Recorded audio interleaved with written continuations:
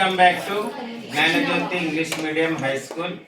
So today we are in a 7th class to conduct lab activity 5.6 in the 5th lesson physical and chemical changes. So new textbook page number 100. So ఈ activity చేయబోతున్నాం. So నా చేతిలో ఉండేది ఏమైంది magnesium ribbon. చూడండి ఎలా ఉంది, షైనీగా ఉందా? సో ఇప్పుడు దీన్ని ఏం చేయబోతున్నాము, బండ్ చేయబోతున్నాము. ఓకేనా? చూడండి ఇట్లా పట్టుకొని ఇట్లా కాల్చాలని. ఓకేనా? తర్వాత ఏమొస్తుందో చూద్దాం. ఉండు బాడీ కొద్దిగా దూరంగా పెట్టు. ఫస్ట్ కాల్చి ఓకే తీసే. ఓకే చూస్తున్నారా? టెక్స్ట్ బుక్ లో చూపించిన విధంగానే వచ్చిందా లైటింగ్? దీన్ని డార్జిలింగ్ లైట్ అంటారు. ఓకేనా?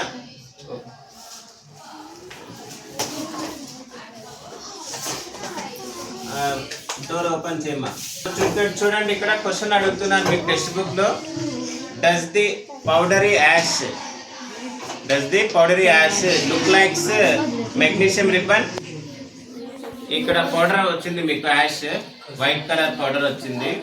ఇది మెగ్నీషియం రిబ్బన్ లాగే ఉందా? ఇది ఏ టైప్ రియాక్షన్ చెప్పండి? It's a chemical change. ఓకేనా? రైట్. ఇప్పుడు దీన్ని ఈక్వేషన్ ఫామ్ లో రాస్తే ఎలా ఉంటుందంటే, సో చూడండి మెగ్నీషియం ఫార్ములా ఏమి?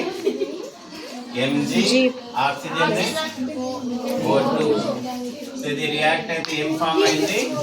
MgO. సో ఇక్కడ బ్యాలెన్సింగ్ అనే టాపిక్ ఒకటి ఉంటుంది. ఈక్వేషన్ ఎప్పుడైనా రాస్తే కెమికల్ ఈక్వేషన్ బ్యాలెన్స్ చేయాలి. 7th క్లాస్లో దాని గురించి ఇప్పుడే అవసరం లేదు కాబట్టి బ్యాలెన్స్ చేయటం లేదు.